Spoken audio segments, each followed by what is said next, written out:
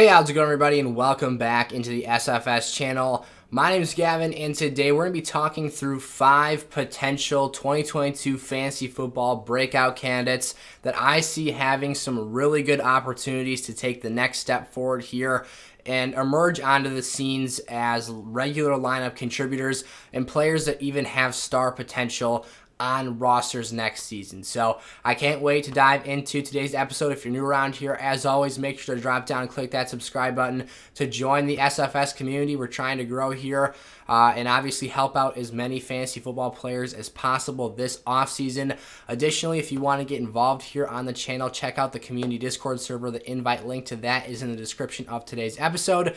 We're going to be doing a lot of mock drafts this offseason, having a lot of discussions and all kinds of great stuff, so go check that out. And again, join the community by clicking the subscribe button. Without further ado, let's not waste any time and let's dive into our first breakout candidate here for this upcoming season. Also, as we get into today's episode, make sure to go check out my Twitter as well at Fantasy Sizzle. I've been using that platform a lot more recently, so there's some good content for you to go check out over there, and I'm always tweeting out random stuff too. So go check me out. Again, the link is in the description at Fantasy Sizzle. So the first name I want to talk about today is Jeudy of the Denver Broncos. This one gets me absolutely pumped.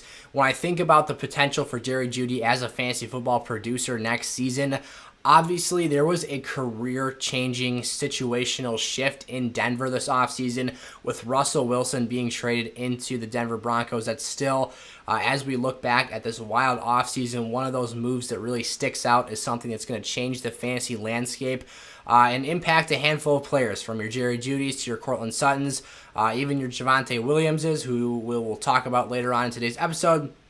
But then obviously the negative effects that has on players like Tyler Lockett and DK Metcalf. But today we're going to be focusing on Jerry Jeudy and overall what this does for his fantasy stock. Now, what I want to do is rewind back to around this time, late April of the 2020 NFL year. And that obviously being the draft that Jerry Jeudy was a part of. And at that time, Jerry Jeudy was my number 1 receiver in that draft class. And clearly that has not materialized or been something that has really come to fruition here early on in the stages of his career, entering now into year 3 for Jerry Jeudy.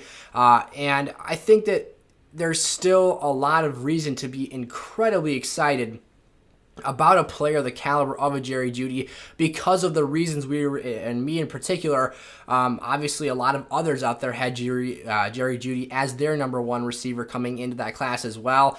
I highly doubt that a lot of people had Justin Jefferson, who has clearly walked away and emerged as the wide receiver 1 in that draft class. CeeDee Lamb being another one of the talented names in that group as well. But it was Jeudy for me coming in because of the route running, the production at Alabama, seeing the traits that he brought onto the field with the size, the agility, the ability, to move his body in space and to create separation from the defensive backs. His hands have been a little bit of a question mark at the next stage in the NFL level. However, I still see the traits there. I still see the movement out in space. I still see the routes, the separation. There is a lot of potential here. And when you talk about transitioning from a Drew Lock level player who is a sporadic and inconsistent thrower of the football, the placement of the ball is anything but perfect more often than not, and you've got a large arm, yes, but not necessarily a player who can fit the ball in the tight windows and make big-time throws. You're now introducing that exact player, or the opposite of that player, into the situation. One of the best deep ball throwers in the league. Someone who has exceptional touch on his passes downfield. Russell Wilson has the poise and the capability to take Jerry Jeudy's game to the next level and finally cash in on that potential that he has as a player. So, super excited here. One of my favorite things to see in the National Football League, and especially as a fantasy player, is a wide receiver's talent being unlocked by having that perfect synergy with the right quarterback, the right talent, meshing the right arm with the right route runner or the right wide receiver build, because there's a lot of ways you can make a lot of these players in the National Football League work at the next level. You see a lot of the traits and the potential that these guys have in college, but you really have to find that ideal situation to unlock that full potential at the next level. And I think Russell Wilson is just the guy that can do that for Jerry Jeudy. I personally have him as my top wide receiver heading into the 2022 season. on the Denver Broncos roster. Yes, Courtland Sutton, to this point in his career, although he did have a significant injury, might be a little bit more of a proven player, if you will. But I still think that Jeudy, his route running is a little bit more crisp and refined than that of Sutton. He doesn't have the raw size that Courtland Sutton does, but Jerry Jeudy is no small wide receiver either. I think that he has all the tools and traits to become a borderline wide receiver one this season if he can ultimately live up to the hype, fix the hand issues that he's had to this point in his career, and really deliver us a special season. I'll be interested to see how quickly the chemistry between these two players is able to develop, because you've seen throughout this offseason the workouts, the meetings, and the overall time and dedication that Russell Wilson and Jerry Jeudy are putting into this relationship early on, with him throwing and obviously making that public via social media for us to see. So Gabe Davis, moving into my next player here, is someone who I'm also incredibly excited about. He's been someone who's been on my radar. However, the breakout he had at the end of last season, however, is something that I wasn't quite expecting. I was kind of hoping he's one of those players that you kind of fantasize about getting that opportunity to play in a big-time role.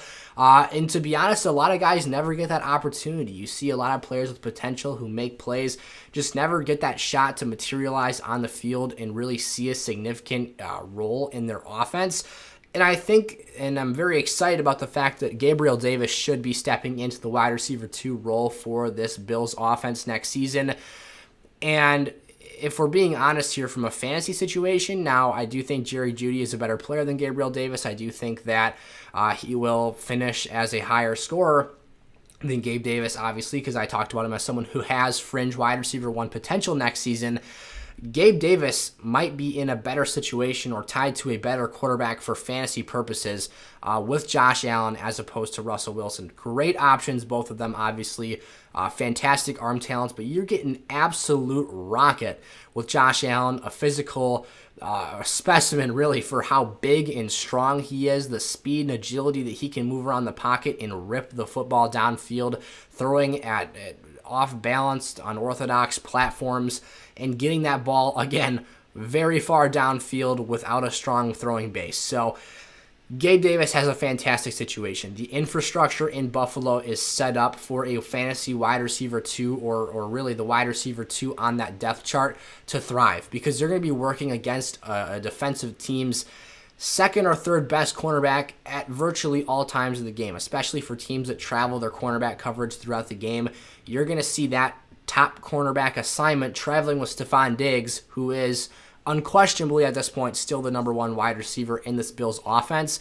You're going to see that corner moving around with him, giving the majority of the attention to Stephon Diggs. We saw this in the playoff game with Kansas City diverting a lot of their attention to Diggs, and then Gabe Davis comes out and has 8 grabs on 10 targets for 201 yards in 4 freaking receiving touchdowns. That's how good of a player he is. He has the potential, the size, the frame, the ability to run routes vertically and separate downfield to make splash impact plays and have a massive fantasy ceiling on a week-to-week basis. So now that you've got guys like Cole Beasley who are going to be out of this situation, Emmanuel Sanders not looking like he's going to be back in town for this year, you're really getting a guy who is truly emerging as Josh Allen's second target in this offense, and who I think can have a massive breakout and be a fantastic fantasy high upside option with the situation that he is now placed into. He's done a nice job working his way up from the wide receiver 4 on this depth chart, entering into last season, and now potentially being one of their most pivotal contributors on a week-to-week basis. So I'm really excited about Gabe Davis. Again, I'm really excited for a guy who's 6'2", can fly down the field, and his route running is pretty underrated as well. I wouldn't put him in an elite category or say he's one of the better route runners in the league, but he is certainly someone who is competent at that level and can create separation with single, double, and even triple moves at times, and really creating some wiggle at the top of his routes. So Gabe Davis, someone to be very excited about. Kadarius Toney, another younger wide receiver entering into year 2.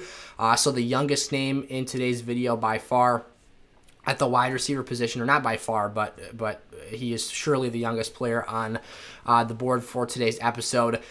Kadarius Toney is one that I think has on the list today the greatest risk in terms of he has the potential to flop yet again this season.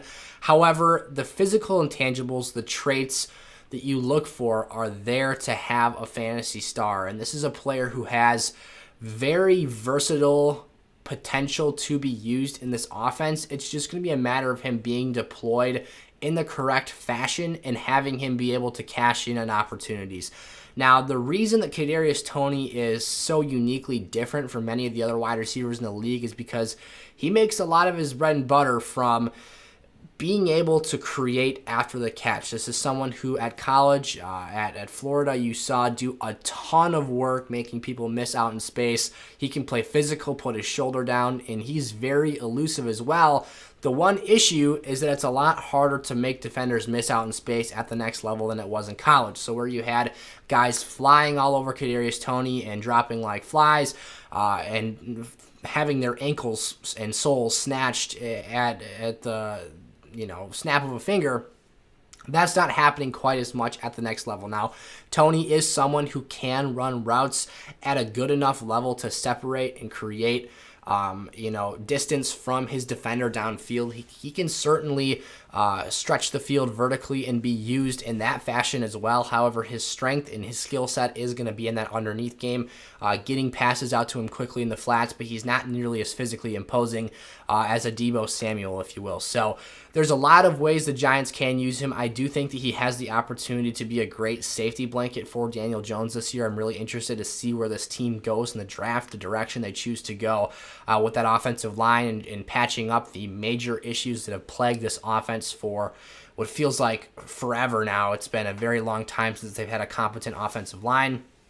But they do have playmakers between Sterling Shepard, obviously, and then having Kadarius Toney, Kenny Galladay. Daniel Jones has weapons. They're just going to have to figure out how to use them all cohesively together. And then at the end of the day, one of the biggest issues that I haven't even touched on yet is the fact that Kadarius Toney needs to stay healthy. That ankle was quite a bugger for him last season, and is something you obviously don't want to see impacting his season, going forward, and really digging into his ability to produce on a consistent basis or be available for your fantasy lineups, because truthfully it is very hard to keep someone rostered even with IR spaces when they're frequently missing games or starting games and quickly being pulled out of them, not finishing contests. That's a fantasy lineup killer. So the ceiling here is ridiculously high for Kadarius Toney, especially if he begins to pair volume with his ability to produce and be an efficient player, use that skill set effectively.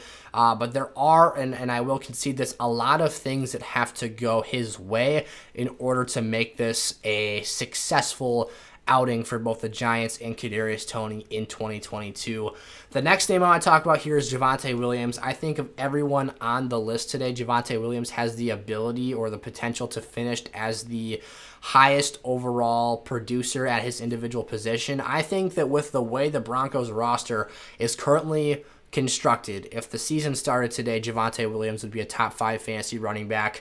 Between the skill set and the talent he possesses, the fact that Melvin Gordon is currently still a free agent, not being brought back by the team, that's very important here. We want to see Javonte Williams be unleashed into a 3-down workhorse running back level of usage, and that's something that wasn't able to be implemented in his rookie season, and that was ultimately very costly. Now, he did still have a semi-productive season, finished as an RB2, but at the end of the day, it didn't really feel like he was giving you elite numbers when Gordon was out there on the field, and Gordon only missed a couple of games. So, in particular, the one notable contest that comes to mind off the top of my head is the game against Kansas City when Javonte absolutely dominated and showed us why, both as a rusher and a receiver, that he can be a top skill set player in this league and be someone that does carry an offense from start to finish in a football game, because the Broncos were competitive in that contest because of Javonte Williams' ability to be a difference maker.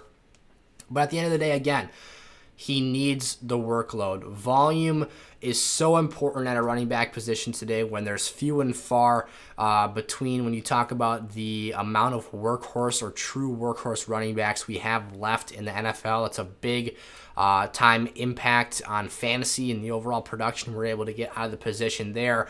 And right now, things are, like I said earlier, are currently set up for Javonte to be that guy for this Broncos offense next year. And you're getting a fantastic talent, one of the most efficient running backs in the league, someone that you can expect to be plugging away for 4 to 5 yards a carry, being super effective with the rushing attempts he does get, a very skillful passer, really smooth catching the football, doesn't really lose a step when he's, bringing the football in. That's something that you see quite a bit of running backs actually struggle with when you're talking about getting them the ball out in space and having them try and pick up some of those efficient touches. He's not someone that struggles with that. Led the NFL in his rookie season as the broken tackles leader, again, as a rookie in a 1-2 punch. So he wasn't even the lead back in his offense per se. I would still argue that Melvin Gordon was the quote-unquote starter for that team. Down the stretch, things were changed up slightly.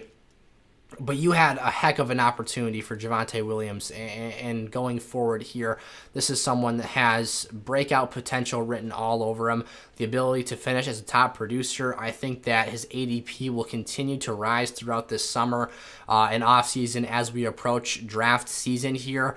Again, we're going to be doing a ton of mock drafts, so if you are new around here and have not joined the community Discord, go check that out. We'll be doing sleeper mock drafts this offseason, Dynasty mock drafts on there as well. I'll be checking out Underdog Fantasy as well, doing some paid leagues with you guys if that's something you're interested in. So it's going to be a lot of fun this offseason. This summer, we're going to be doing a lot of videos, hopefully posting 5+ episodes a week. I'm going to try and do, my goal is at times to do mock drafts on a daily basis and just get a ton of exposure for you guys to be able to see almost every position on the draft board and how that ends up looking, the players available, how the draft board evolves throughout the summer, all that great stuff if you guys are looking to check that stuff out. So again, if you're new around here, drop down, click that subscribe button and help the SFS community grow. So Javonte Williams, one of the running backs to be extremely bullish on, again, if he does enter this backfield as the clear top dog. It looks like that's going to be the case right now.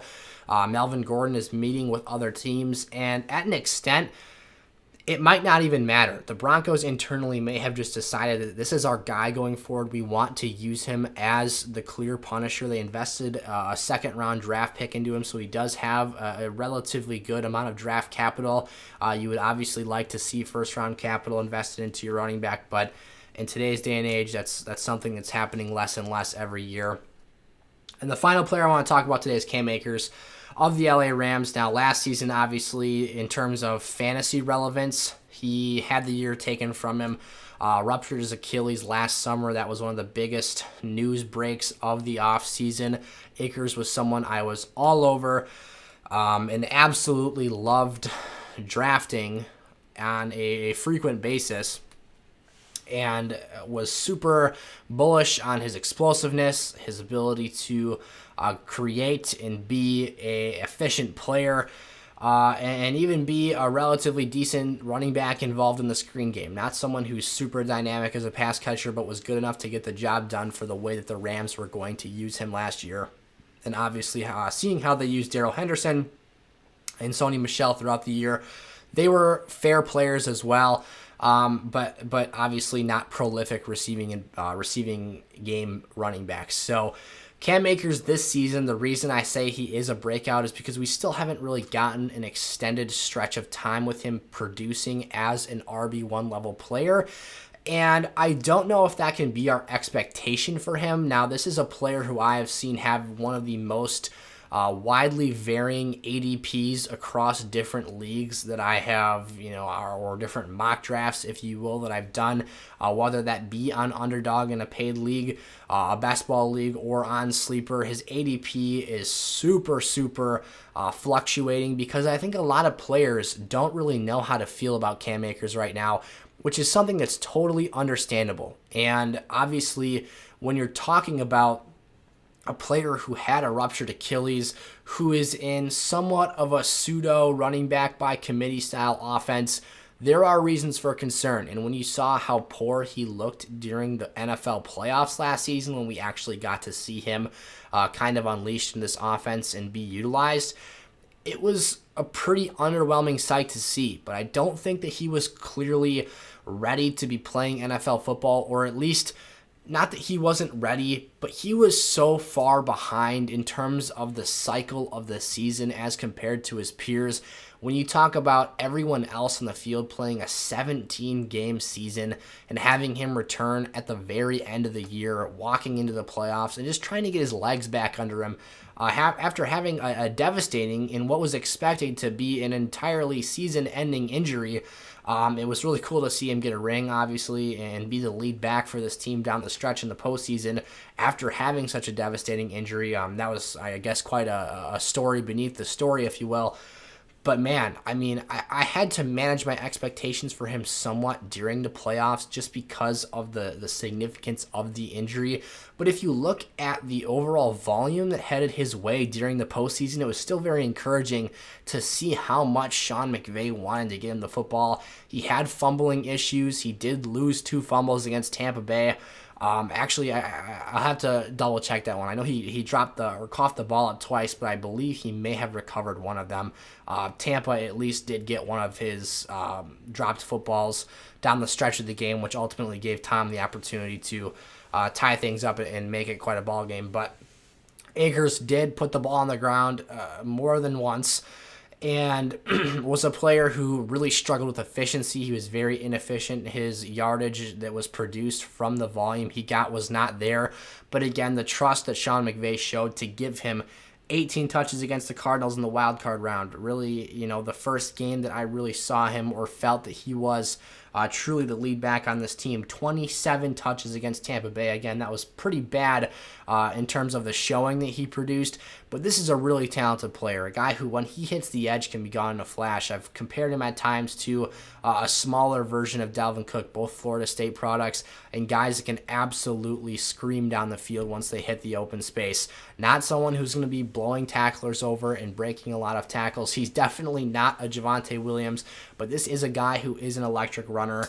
Only 14 touches against San Francisco. Might have had his workload pulled down a little bit because of those dropped footballs and obviously those unforced errors with the fumbles. And then 16 touches in the Super Bowl against Cincinnati. Obviously, the Rams went on to win that game. But the point here being that heading into next season, Cam Akers should be a fully healthy player. This is a guy who I expect to have a full offseason of training and workouts and ability to get himself mentally right. Who knows where his headspace was at? You talk about guys having ACL injuries and not really trusting their knee right away. So maybe he was testing the waters there a little bit.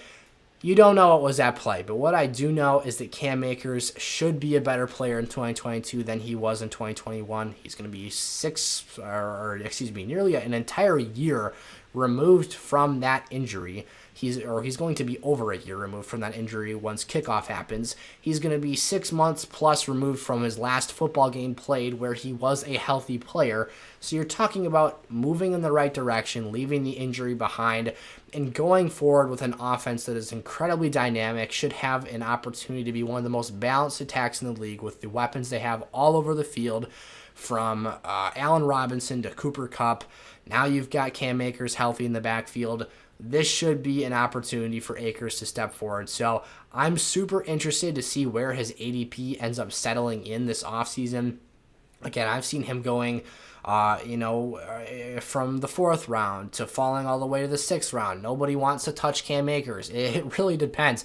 The really interesting ones are the underdog leagues where you've got paid features at play and players still not touching Cam Akers like the Black Plague. But I think that there is the opportunity for a high ceiling here if you're willing to take a chance and take a flyer on what was once formerly looked at as a very high caliber prospect and a very talented player in a great situation offensively. The offensive line is no longer elite. Andrew Whitworth obviously retiring has an effect, but there are still quality players up front to make a difference. So those were our 5 breakout candidates for this 2022 up-and-coming season. I can't wait to keep diving into more fantasy content with you all. Next week is the NFL Draft. I'm super pumped for that. We're going to be covering that probably on social media a lot. I plan on hopefully making some TikToks or YouTube shorts, so go check out SFS on TikTok. It's been a while since we posted a video there. I'd really like to keep growing our social media presence. That's why I keep plugging the Twitter in episodes and the Discord as well. I want to grow a strong community here and be very personable with you guys. So if you have questions, you can feel free to drop those in the comment section below. I'd love it if you check out that Discord server again. And just go check out everything that SFS has to offer. Our website, sizzlefantasy.com. We'll be pumping out all of the Dynasty profiles for the entire, major rookie draft class, our top 40 to 50 players. We do have rankings for those rookies right now, but once they have their landing spots and we can dive into situation a little bit more, I'll be putting out some more in-depth analysis on those players, and sizzlefantasy.com will have access to our all-inclusive draft guide for just $5 a month. You can subscribe for a month or keep it year-round for, having me set your lineups and whatnot throughout the fantasy season. But as long as you are an SFS Gold member, you get access to everything we have here at Sizzle Fantasy Sports. So it's a great thing to go check out. And I thank you guys for watching and sticking through to this point in the video. If you're still here with me, I will see you guys next week for probably my final mock draft for the NFL draft, if you will. So my final first round mock for the 2022 season. I didn't make one this week because my mock draft the week prior, I still really liked how that mock felt to me. I felt that there wasn't a significant amount of changes I wanted to make on that board, so I stuck with that for a week here and decided to go with 2 fantasy videos for this week. So if you haven't checked out our last video, obviously go head over to the channel, check that out, and our Dynasty Fantasy Football playlist as well. So thank you guys so much for sticking with me throughout today's episode. If you enjoyed, drop down and click that like button, and I'll see you guys next time. Peace out.